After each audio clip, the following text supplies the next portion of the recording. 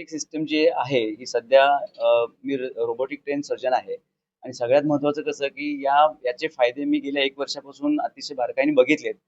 पण ही सर्जरी गोरगरिबांना परवडेल का? हा एक माझ्या समोर एक मोठा प्रश्न होता.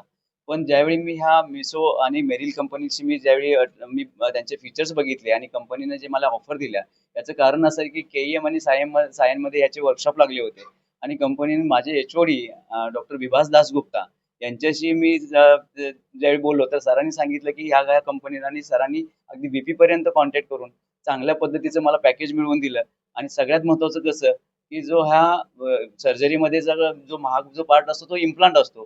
तर कॉस्ट ही आपण ह्या रोबोटच्याद्वारे कमी होणार आहे. त्यामुळे गोरगरिबांना ही सर्जरी परवडणार आहे. त्यामुळे ही सिस्टम महाग नसून ही आता स्वस्त झालेली आहे आणि कल्याणवासियांसाठी हे खूप मोठं चांगलं हे असं रोबोटिक ऑपरेशन त्यांना मी अवेलेबल करून दिलं आहे.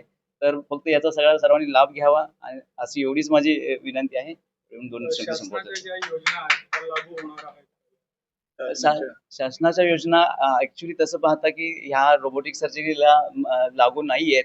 पण तरीही मला असं म्हणावंसं वाटेल की आज एवढे सगळे नेते मंडळी आहेत.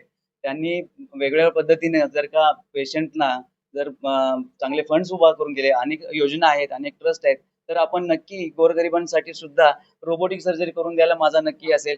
मी ॲज अ सर्जन नेहमी माझे ऑपरेटिव्ह कॉस्ट ही एकदम कमी असणार किंवा गरीब पेशंटसाठी माझी नाही म्हटलं तरी चालेल. अशा पद्धतीने माझा अप्रोच असणार आहे. त्यामुळे योजना मध्ये सुद्धा आम्ही हे रोबोटिक सर्जरी करून देऊ शकतो, असं मी तुम्हाला आज आश्वासन देतो. खर्चामध्ये साधारण 2.5 लाखापर्यंत जाते.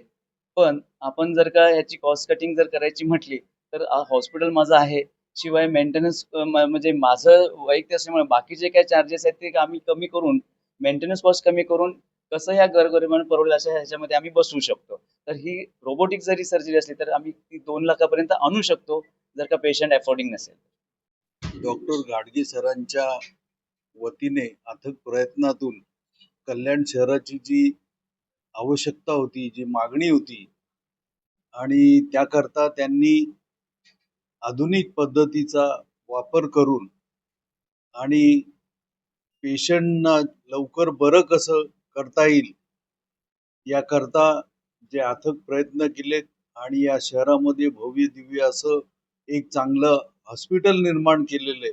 निश्चितपणे आरोग्याच्या दृष्टीने ही एक प्रगती आहे आणि या त्यांच्या सर्व उपक्रमामध्ये त्यांना यश मिळो आणि आजच्या प्रसंगी मी त्यांना खूप खूप शुभेच्छा देतो.